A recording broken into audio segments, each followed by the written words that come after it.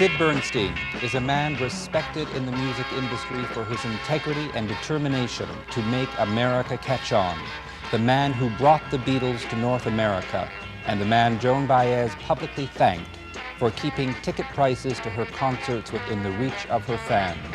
We'll be right back with Sid Bernstein and music.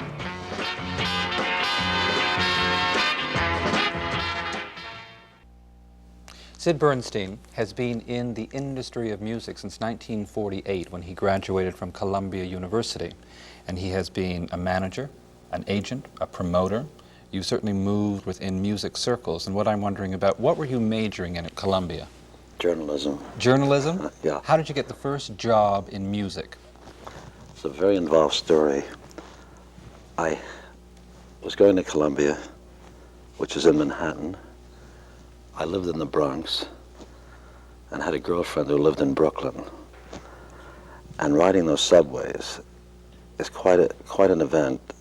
Coming home from Brooklyn at 2 in the morning, I decided I've got to find a job so I can buy a car to be able to drive to and from Brooklyn and back to the Bronx. And so I found a job in a local ballroom, a little dance ballroom for young people, right near my home in the Bronx. I was able to buy the car as a result of the job and got so interested in what I was doing, music. I bought the bands for the ballroom. It was called the Trocadero Ballroom.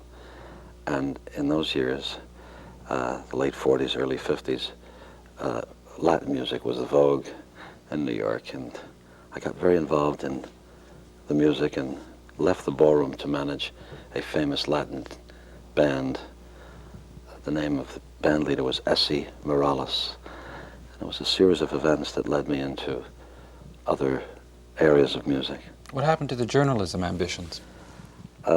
Somewhere there's a typewriter waiting for me on one of the Hawaiian Islands. And one day when I do get tired, and I don't know when that'll be, of what I'm doing, you know, the music business, I'll settle in Hawaii and pick up a typewriter and see if I can write. If we bring you right up to today and start talking about a phenomenal new group called the Bay City Rollers, and what your plans are, and what you hope to make out of them, you're the man who said, it's my job to help America catch on to music. And you went to England, and you are the man that's talked about as the man who brought the Beatles to America. What I'm curious about, whether we're talking about you as an agent, promoter, or manager, what did Sid Bernstein know when he got to England, heard the Beatles? I mean, what is it? What prompts you to take on a musical group? I didn't really know. I had a hunch that the Beatles were going to happen. I just felt their enormous success in Great Britain. And since the language was the same, it's not spoken as well in the United States as it is in Great Britain, but since the language is the same, I just felt that it was a matter of time until they cracked this side of the ocean, meaning Canada and the US. I was a year early on my forecast, but I stuck with my opinion, and it bore fruit. I made my contact about a year before it actually happened in the United States and Canada. I now have a similar hunch. It's a decade later, a little more than a decade. And having been to Scotland, where I first saw the Bay City Rollers, and saw the same kind of emotion, the same kind of reaction, the same kind of feeling and fan hysteria, I just feel that maybe I'm, again, touching on some kind of musical history. They're making it certainly in Great Britain. The Bay City Rollers are. They're from Edinburgh, Scotland. I first saw them in Glasgow, Scotland. And I just felt that it's unique that I should again be there at such and such a time and be able to spot and be first to make an arrangement to represent them in America. There's a great thrill in doing it. There's a sense of achievement. And it's very rewarding in more than one way to be able to spot talent and discover it and showcase it. Okay, you tell us about the early days and about the Trocadero. and the band and Esse Morales and the things you did. You then went to CMA, where you were handling people and working as a manager agent. When did Judy Garland enter your life? When were you working with Judy Garland and coordinating her concerts? Judy Garland came into my life right after the Trocadero Ballroom in the Bronx and right after Columbia. I was doing the Newport Jazz Festival in 1961. There'd been a riot there in '60. And George Wein, who was the founder and who had done it for 8 successful years, found himself the unfortunate victim of circumstances that were really out of his control. It was a riot that started outside the concert itself. And so they expelled him. In 1960, I was doing the first Atlantic City Jazz Festival. It got tremendous reviews. It was a beautiful show. It broke all records for attendance in Atlantic City, meaning not just the people who attended the show, but the people who descended upon the city. I didn't think I'd be asked back again. Traffic was just so clogged up, but I became friendly with the mayor of Atlantic City and the police chief, and they were very cooperative. And we got through a very beautiful 3 days of concerts, jazz. The people up in Newport who had expelled George Wein suddenly and said no more concerts, suddenly felt the economic need for a concert in '61. And although the citizens were scared out of their wits at what had happened, I think it was an economic necessity for some of the business people there and the hotel keepers to have Newport come back.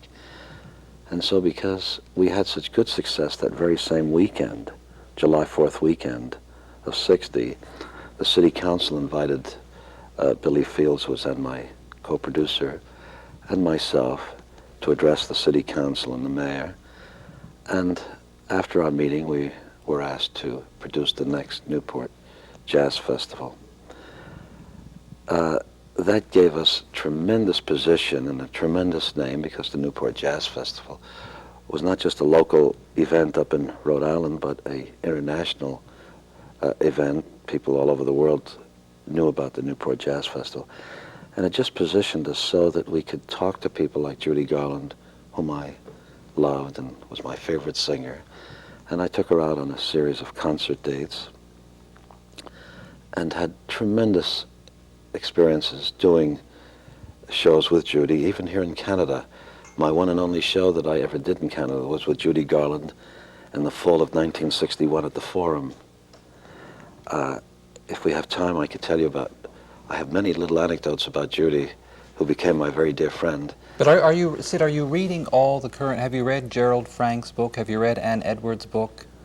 Are you reading the biographies of the woman who's being created as some kind of super sensitive monster who just took pills, drank liquor, destroyed herself and other people?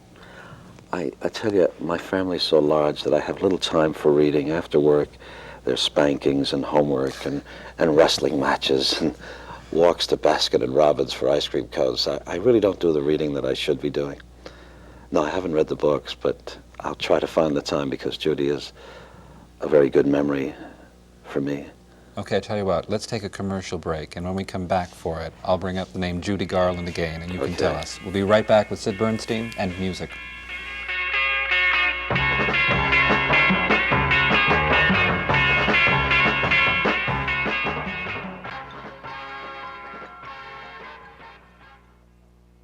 Just before we left, I had brought up the name Judy Garland, and you said when we came back you would tell us some anecdotes about your friend Judy Garland. Something always happened that was interesting and unforgettable with Judy at a concert. But the most memorable thing, and the thing that I cherish and will always cherish whenever I hear her name, is an incident that happened at the Forum here in Montreal. It was almost overture time. And if you've ever seen Garland, you know that Mort Lindsay, her conductor at that time, did 5 or 6 of her great songs, and the arrangements would get louder and louder, more exciting. Then she'd come in the place. She'd already won the place with just the overtures. Anyway, she's up in her dressing room at the Forum, and I had just come from my little hotel, and a little French chap working at the Forum came and said to me, "Mr. Bernstein, Miss Garland would like to see you. Very important." And I got concerned because when she wanted to see me before a show, it was always a problem. I walked up in her dressing room and she said, "Sid, I can't talk. I can't talk. I need my doctor." And I said, "What's wrong, Judy?" She says, "I just can't talk." And I said, "Since when, Judy?" She says, "Since this morning." And we both were at the same hotel, and she had shouted to me an hour before, "Do I need a lift?" right across the lobby of the hotel. So I figured it can't be all that serious, you know. And I had my own lift arranged, and I said, "Thank you, Judy." She says, "Will I see you before the show?" And I said, "Of course you will." And I could hear her right across the lobby as she walked up. And she said she couldn't talk above a whisper, and certainly not sing. So I said, "Can I find a doctor for you real quick here in Montreal?" She said, No, I must have a doctor," and I've forgotten his name. "And where is he, Judy?" "He's in New York." I said, "Well, why don't I call him? It's a quick trip. He'll be here in a few minutes." And there was this phone hanging in her dressing room that was strictly for incoming calls, no dial. And I lifted the phone off, and I pretended to, "What's his number, Judy?" And I dialed it. I said, "Hello, nurse. Is the doctor in?" And the nurse said, "Who's calling?" And I said, "Oh, I'm calling for Miss Garland." And the doctor came on, and I said, "Doctor, Judy needs you very badly. She's going on in a few minutes. She needs you. You have to take care of her throat. Can you be here right away? Can you get the next plane or charter one? I'll take care of it." "Oh, you'll be right on the plane?" "Good, doctor. We're at the Forum in Montreal." I said, "Judy's coming." He says, "Oh, you darling." The overture had just started. She says, "Will you walk me down to the stage, Sid?" She went out to the stage, and the 16 or 17,000 people who didn't know that Judy almost didn't go on were thrilled, I guess, as they never had been before, for 2 hours by Miss Garland. But why? Why did Judy Garland do this more than once? She had her hang-ups. I was lucky. There were guys who presented her who never knew that she was going to show, and often she didn't show. Somewhere along the line, she tripped up and just couldn't handle success. Who knows why people do certain things to themselves. I find you extraordinary in the middle of a business that is so controlled by burning ambition, unbelievable greed, a search for top dollar, who will give me the best deal, and how many seats are there in the auditorium. And you have been very vocal in pointing out things like the superstars and their agents and their superstar prices will destroy this business because the young ticket buyers can't even afford to buy a ticket to some concerts. You were the man that Joan Baez stood up in public and thanked for keeping the price of her concert tickets down. How did the Joan Baez precedent come about? I mean, what happened? I wanted to present Joan Baez, who was a very controversial figure at that time, at the new Madison Square Garden. I wanted to do the first pop presentation at the new garden, which is at Penn Station now. And I called Baez and I offered her, Madison Square Garden is like your Maple Leaf Garden, a huge auditorium and can seat about 20,000 people. And you can gross about $110,000 to $130,000 if you fill it up. And Baez then was at the height of her popularity, and I just felt sure she'd fill it. And I offered her $20,000 with a very good percentage. I've forgotten exactly what, which would have given her about $50,000 to $60,000 if we sold out. And the garden's rental was about $40,000 or $42,000, which would have left me with a very handsome profit, and her with about $50,000, $60,000. And she replied, "Mr. Bernstein, if you would present me at $2 admission for everyone," she said, "even the poor kids could come and have a good time and have a choice at the best seats for $2. I would be glad to take $5,000 for the evening." So I thought for a moment, and I felt, here I am offering her $20,000 guarantee, plus the possibility of making another $30,000 or $40,000, and all she wants is $5,000 if I would charge but $2 a seat. I just thought if you can give so much to me, then I certainly have to respond and give some of me to you. And I said, Miss Baez, you've got a deal. My costs at the Garden were a little higher than actually it was $40,000. We sold out every seat in a hurry at $2. My actual costs were about $42,500. It was at a time when I could easily afford to lose $2,500. I was doing very, very well at that time, managing a very famous American group called the Rascals. The Garden also responded. So the climate that she created and that I got caught up with was also translated to the Garden's management, who returned the $2,500 that they knew I'd lost. So it's just, I guess, if we do good unto each other, you know, it may just spread even. Did Joan Baez set a precedent that others followed? Did musicians rush to Sid Bernstein and say, make my tickets $2? No, it's never happened. No? Again, unfortunately. Okay, I want to point out something with you. You've been very vocal in saying what really disturbs you is the open display and use of drugs at concerts, and that you particularly detest those performers who encourage or endorse the use of drugs. It's reached the point where police now stand idly by and say, oh, leave them alone, rather than walk into a group of 20 or 30,000 young people and say, who's passing it around, who's selling it. It's now openly enjoyed, and one can make jokes about that very distinct smell in an auditorium. Have you turned people down over drug issues or the use of drugs? Have you fired anybody over drugs? No, I've never had occasion to fire anybody over drugs, but I have a record for hiring or presenting people who will not, on stage, I don't know what their personal habits are, you know, and if I did, I might not be involved with them, but I have had a record for hiring people or presenting people who do not openly encourage or in any way encourage the use of drugs. I think after war, it's the second worst curse visited upon man, and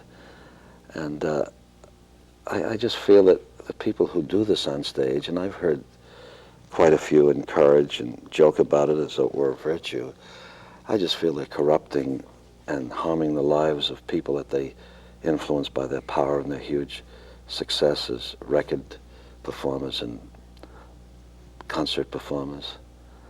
And I just cannot play a part in it. I don't know if I've completely answered your question. Yes, I think you have. We'll take a break on that and be right back with Sid Bernstein and more on music right after this.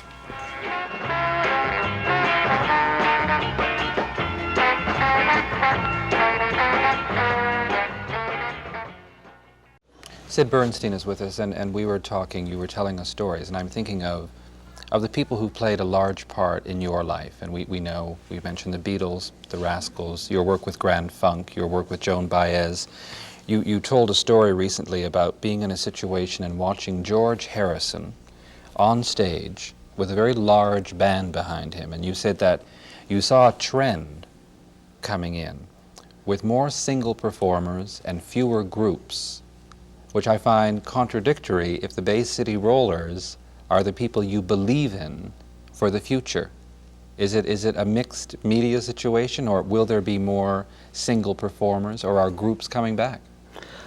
The lesson I got... Did they leave? The lesson I got, I grew up on a diet of Perry Como and Buddy Clark and Tony Bennett and Giselle McKenzie and good single performers, you know. I miss them a lot. And sitting there at Madison Square Garden, I co-produced that event last Christmas, and sitting there through the, I think, 3 or 4 shows, I just got the feeling that Harrison was no longer part of a group, and that Harrison was doing a single, and he was crooning. To me, it was in a voice better than I thought he had, you know. To me, he was crooning with 16 great or 20 great contemporary musicians behind him. And I felt, since his impact is so great on young people around the world, that maybe it might increase the number of performers who can get out there on their own, backed by great musicians and good vocalists, to do a single. It doesn't at all, and it won't at all, eliminate the possibility of new groups emerging as, you know, as giants. And it doesn't preclude the Bay City Rollers and whoever may follow them from becoming world supergroups. Tell me something as single performers. Did Bette Midler once walk into your office looking for management help? Yeah, I wonder how you know that. What did you do? I must be a male chauvinist, because at that point I had an aversion to handling lady performers. I now handle several, by the way. Who? Phoebe Snow, who's here in town at the Columbia Convention. A great, great lady. Melba Moore, who came out of the Broadway show Pearlie. We've seen her at Ontario Place this summer. Yes, my friend Jim McDonald here, Yes. who invited me up, told me that she did a superb job there. And two ladies, and this gives great encouragement to we over 30s, two ladies that I found who are in their middle 30s, Gretchen Cryer and Nancy Ford, who met at Indiana University about 18 or 19 years ago, and who are writing together and singing together and creating a stir in New York, in the Village right now, in what is maybe their second engagement, and currently recording for RCA Victor Records. Okay, so why'd you tell Bette Midler to get lost? Oh, back to Bette. So I'm really not, if I was a male chauvinist, I'm not anymore. I just felt that she walked in the office, and I knew her. I'd met her several times, and she said, "Sid, I'm going to be a star." And she pounded my desk, and she says, "You bet your bottom dollar I'm going to be a star." And I just felt that I didn't want to keep up with that kind of tempo or ambition, you know, and that would be too demanding upon me, because I already had a few people that whose career I was working on. And as I told you, I have a very large family that I care about. 6 children, that's Yes, large. and that I want to spend time with. And I just felt that Bette, now my instincts might have been wrong about, you know, the decision I made. Never mind your instincts about her. Let's close the show and look at the Bay City Rollers and see what your instincts are really like.